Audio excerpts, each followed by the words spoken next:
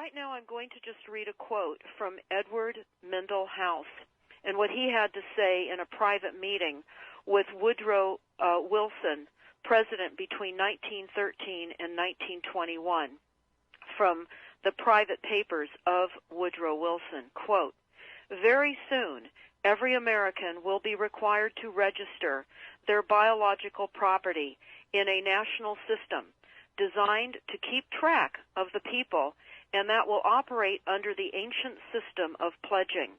By such methodology, we can compel people to submit to our agenda, which will affect our security as chargeback for our fiat paper currency. Every American will be forced to register or suffer not being able to work and earn a living. They will be our chattel, and we will hold the security interest over them forever by operation of law merchant under the scheme of secured transactions. Americans, by unknowingly or unwittingly delivered the bills of lading to us, will be rendered bankrupt and insolvent, forever to remain economic slaves through taxation secured by their pledges. They will be stripped of their rights and given commercial value designated to keep us a profit that will be none the wiser.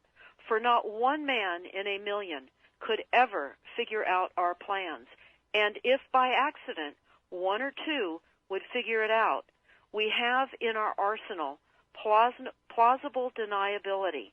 After all, this is the only logical way to fund government, by floating liens and debt to the registrants in the form of benefits and pledges.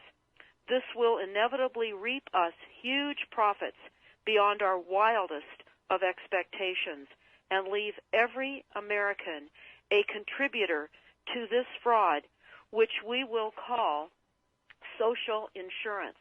Without realizing it, every American will insure us for any loss we may incur, and in this manner, every American will unknowingly be our servant, however begrudgingly.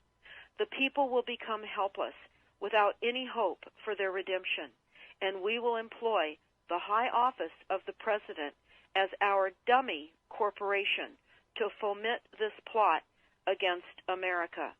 Having established plausible deniability, even if people become enlightened that they had a remedy and pursued it, the attorneys, judges, and legislators could claim that they did not understand the people's claims, especially if the technical requirements for achieving it were not followed pursuant to statutory requirements, requiring the public schools to teach civics, government, and history classes out of federally approved, politically correct textbooks written by the publishing houses owned by the owners of the Federal Reserve would assure that the people would not discover the remedy for a long time, if ever. I would recommend that everyone read Fruit from a Poisonous Tree by Melvin Stamper, M-E-L-V-I-N, Stamper, S-T-A-M-P-E-R. That is Fruit from a Poisonous Tree. This is out of Chapter 2 of Fruit from a Poisonous Tree.